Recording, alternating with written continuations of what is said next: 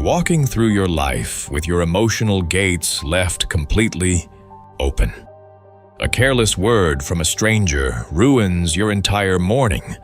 An unexpected change in your plans sends a wave of anxiety through your chest. Someone disrespects you, and instantly, without a single moment of pause, a surge of anger takes over and begins dictating everything that follows. You are not living your life. You are being lived by it. You are a puppet and everything around you. Other people's moods, the news, social media, the chaos of an unpredictable world is holding your strings. And here is the truth that nobody around you will say clearly. Society profits from your reactivity. The media profits from your outrage. Algorithms are engineered to harvest your fear. The toxic people in your life feed on your volatility. A mind that cannot regulate its own inner weather is a mind that is effortlessly controlled. That is not a metaphor. That is a mechanism, and it is running in you right now.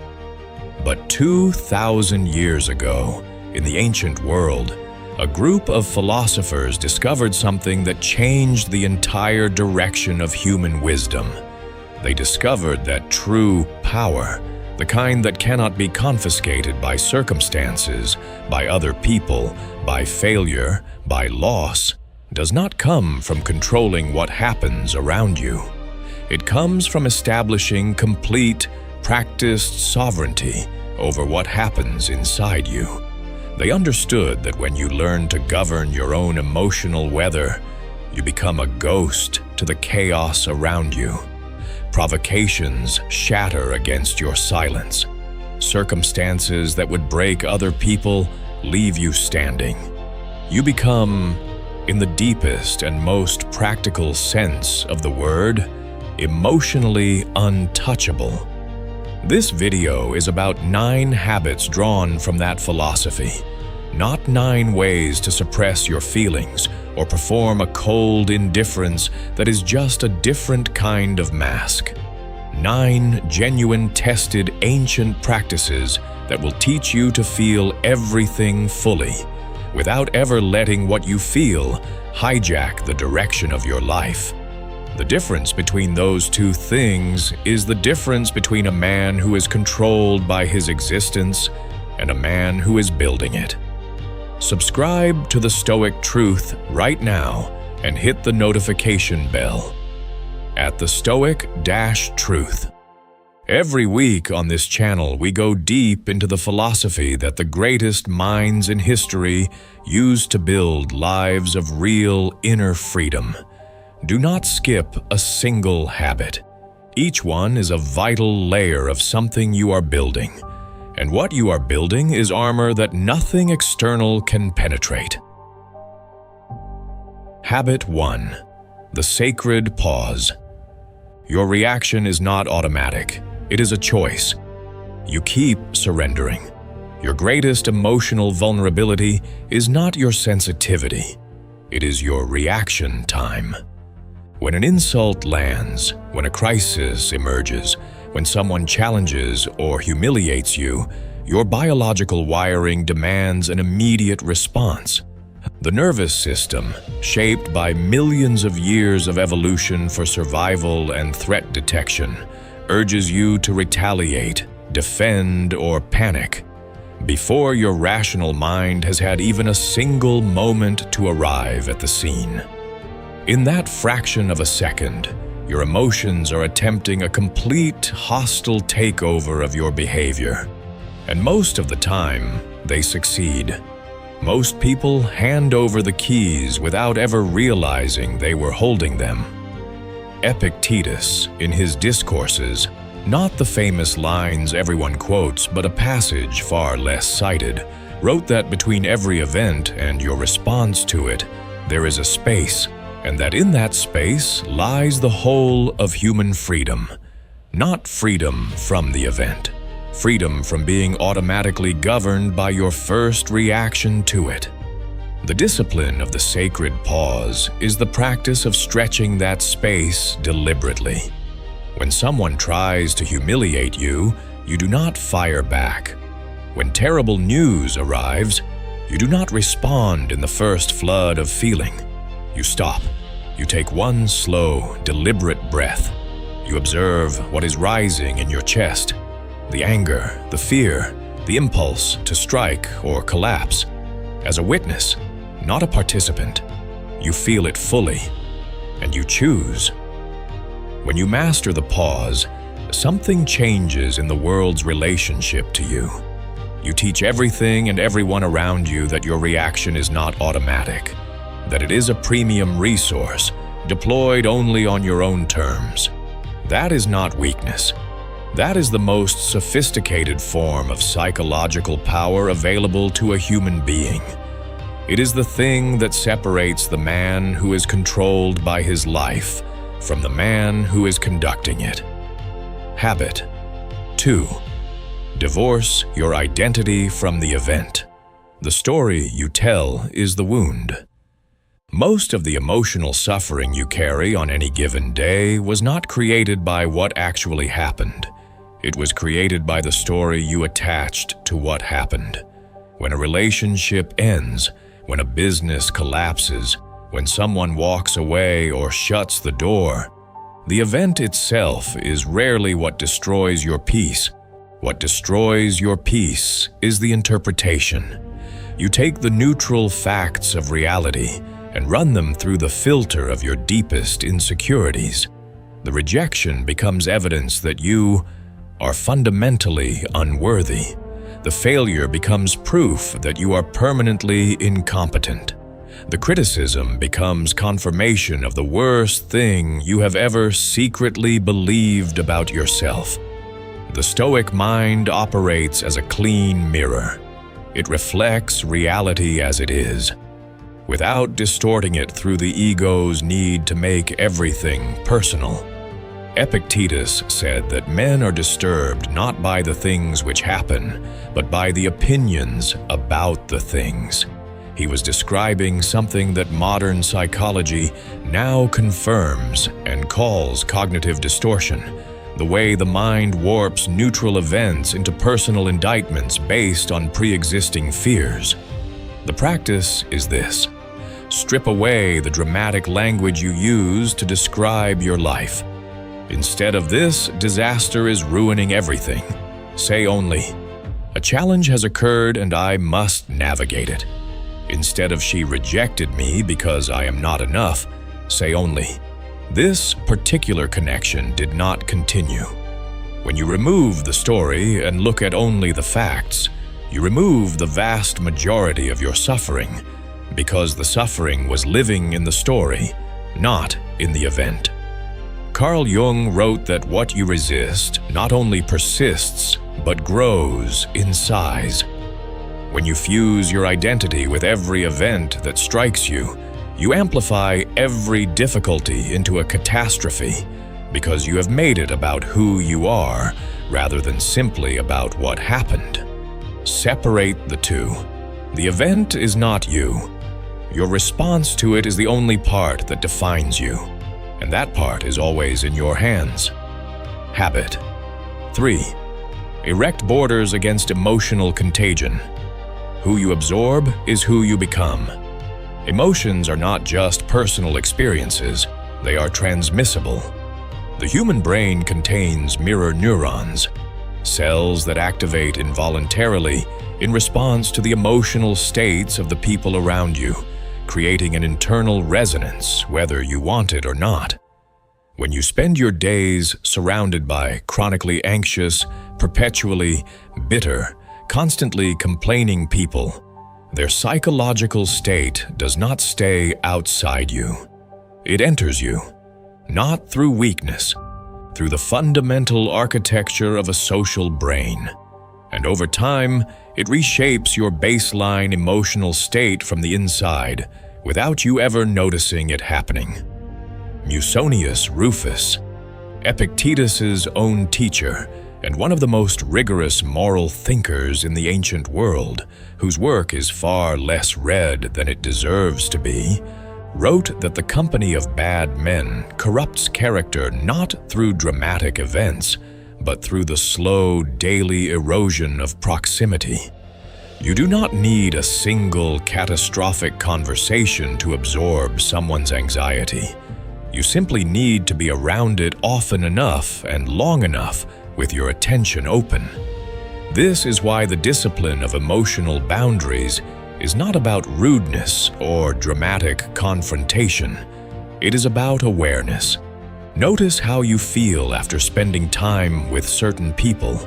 If a conversation consistently leaves you more drained, more agitated, more pessimistic than when it began, you have just absorbed a poison that was never yours to carry.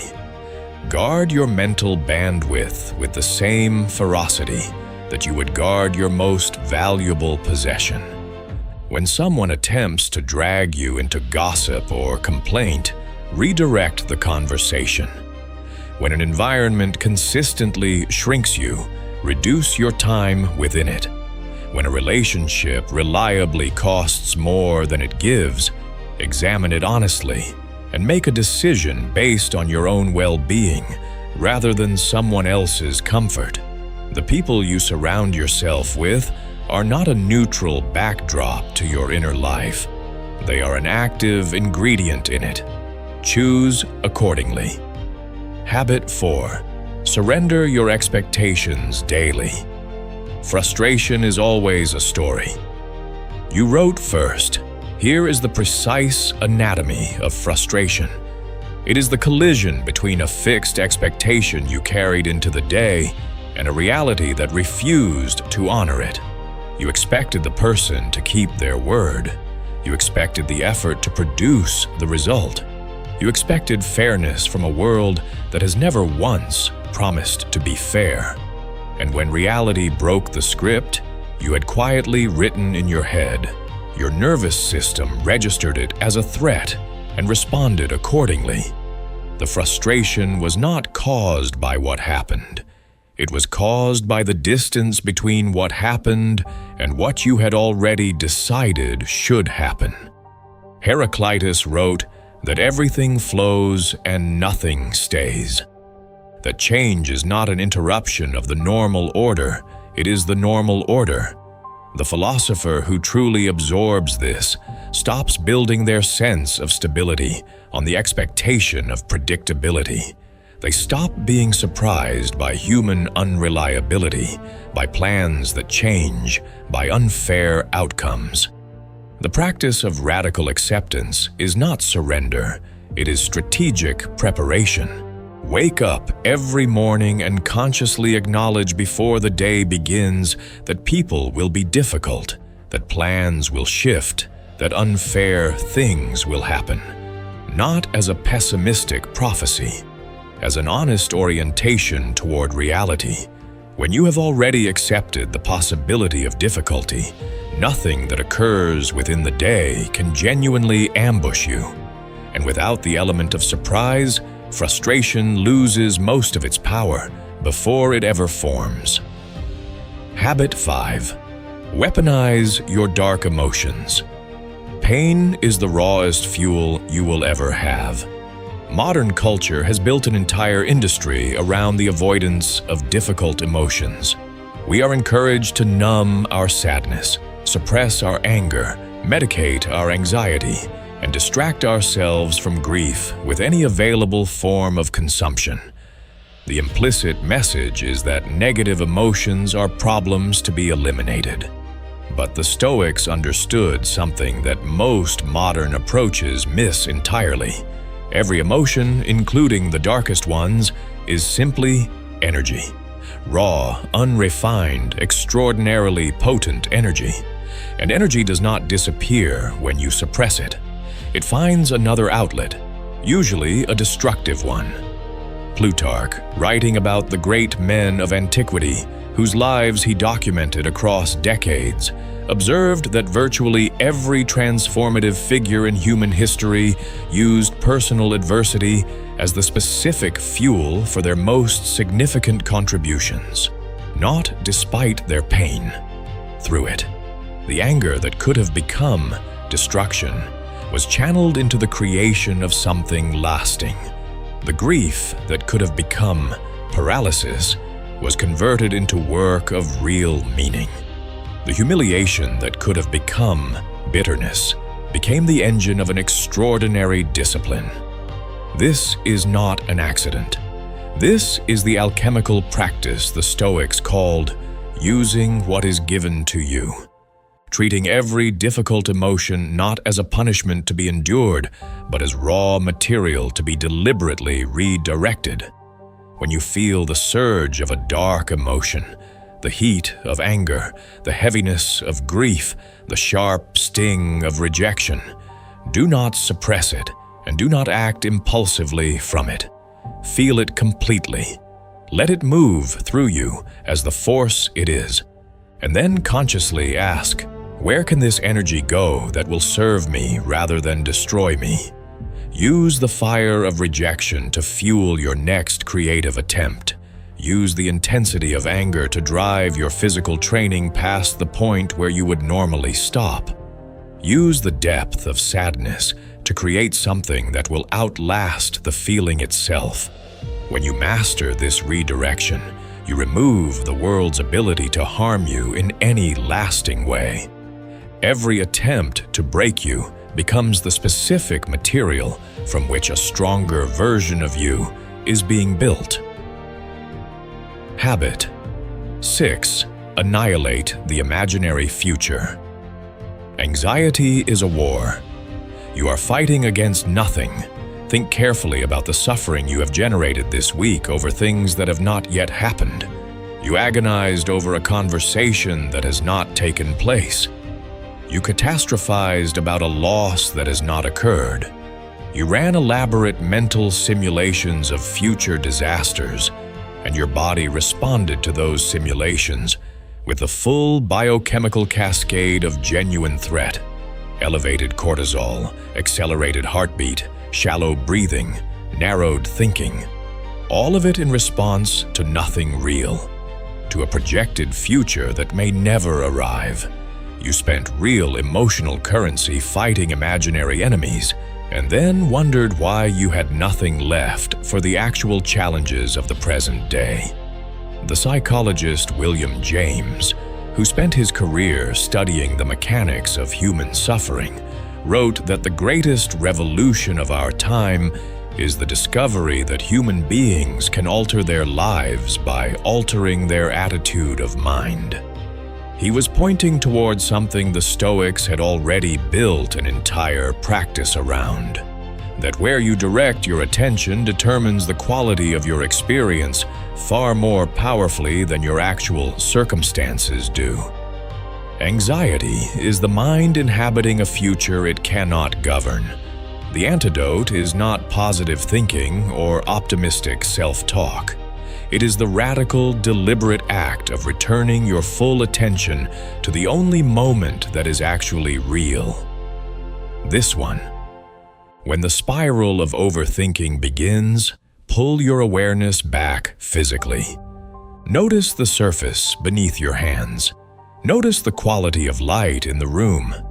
Ask yourself with complete honesty, is there a tangible, real threat occurring in this exact moment? Almost always the answer is no. The threat exists only in the projected future. Stay here. This moment is the only one you can actually do anything with. Habit 7. Build internal validation. Delist yourself from the approval market permanently. Your emotional stability will remain permanently fragile, regardless of how much external success you accumulate, regardless of how many people admire you, as long as it depends on other people's opinions of you. If a compliment can elevate your mood to genuine heights, then a criticism has equal and opposite power to crater it. You have made your inner state a function of other people's assessments. People who are themselves distracted, insecure, and operating from their own unexamined assumptions about who you are and what you deserve. That is an extraordinarily unstable foundation for a life. You have built your sense of yourself on something that can be withdrawn at any moment by anyone who has a bad day. Aristotle described what he called the megalopsychos, the great-souled person, as someone whose sense of their own worth is grounded in their actual character, not in external recognition. He argued that the highest form of human dignity is the capacity to evaluate yourself accurately and to stand by that evaluation whether or not the world confirms it. This is what internal validation actually means, measuring yourself not against social metrics, not against who praised or ignored you today, but against your own standard of character. Did you act with integrity?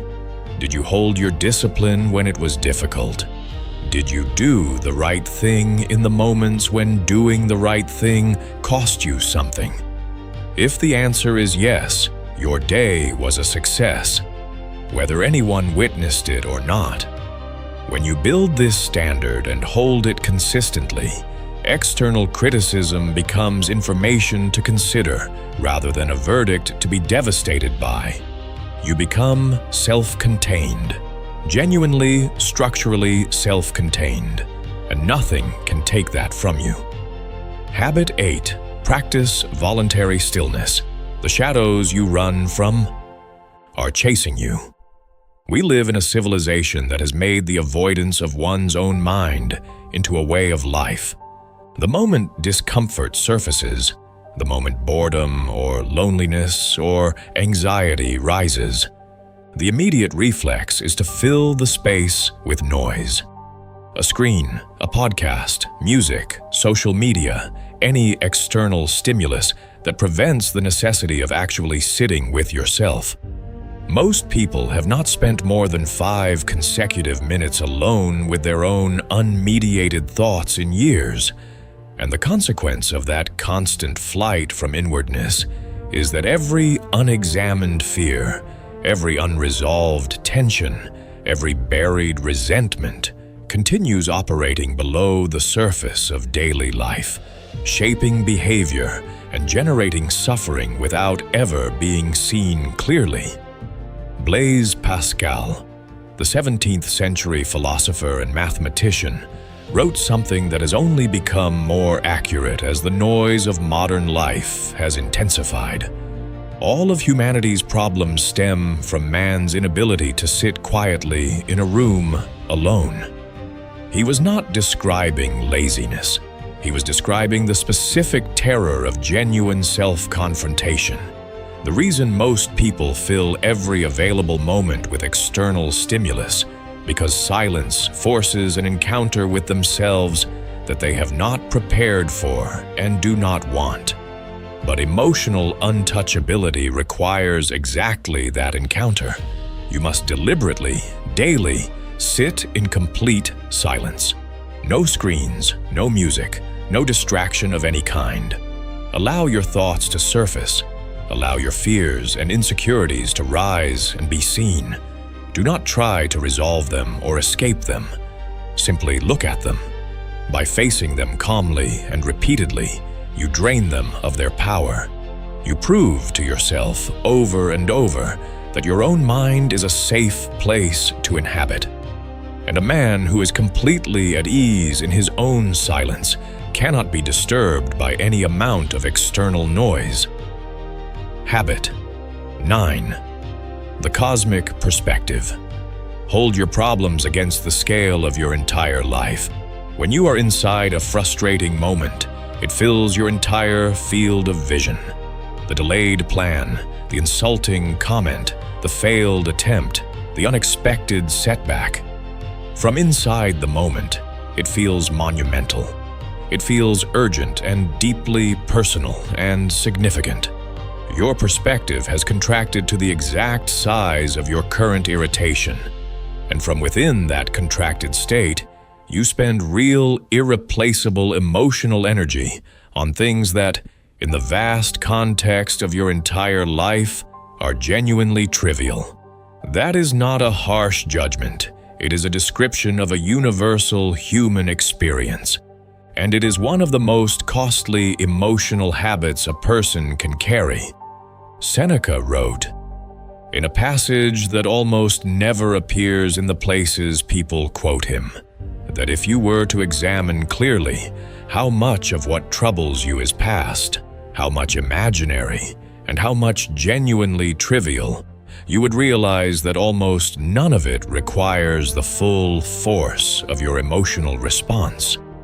He was describing the discipline Marcus Aurelius practiced as a daily exercise, the deliberate act of zooming out from the immediate frustration to the scale of your entire life, to the scale of history, to the scale of the universe itself.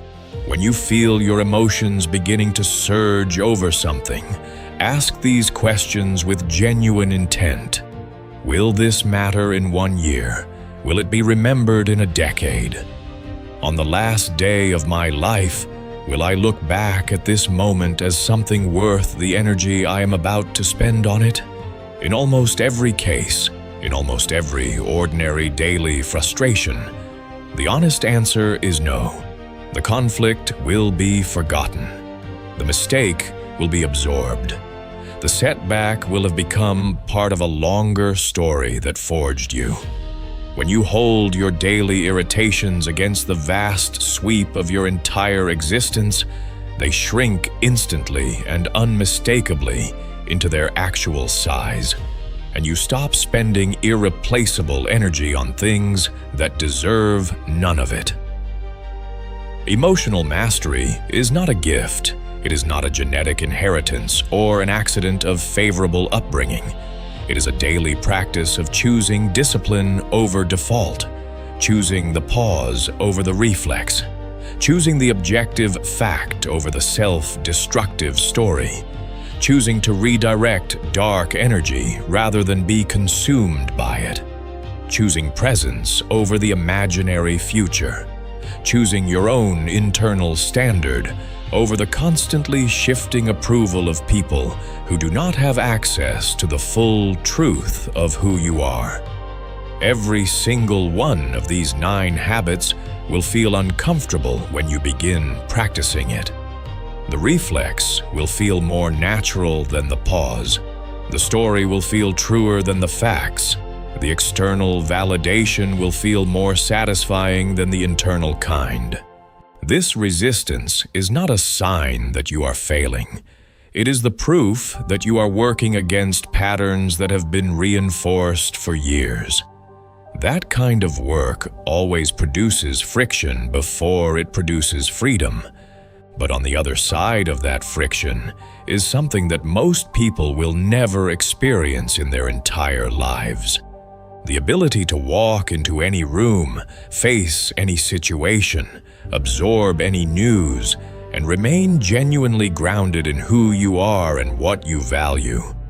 Not because your circumstances are favorable, but because you have built something inside yourself that does not depend on circumstances. Not performing calm, not suppressing feeling. Actually, deeply, structurally settled in a way that the external world does not have the power to dismantle. Epictetus, the man who was born a slave and became one of the most psychologically free people who ever recorded their thoughts, said it in the simplest terms it has ever been expressed. Make the best use of what is in your power and take the rest as it happens. That is the entire practice. Everything within your reach, you meet with everything you have. Everything beyond it, you release without it taking your peace. Before you close this video, hit the like button if something in here shifted something in you. Drop a comment and tell me which of these 9 habits you need to work on most right now. Be honest. Not the comfortable answer, the real one. This community is built on genuine reflection, and every comment gets read. Share this with one person in your life who is fighting a quiet internal battle and needs to know that the way out exists. And subscribe to the Stoic Truth and turn on the notification bell, because every week on this channel we go deeper into the ancient wisdom that the modern world has mostly forgotten and urgently needs. Stay grounded, stay disciplined, guard the fortress you are building inside yourself. Because nothing the world throws at you can breach walls built from this kind of work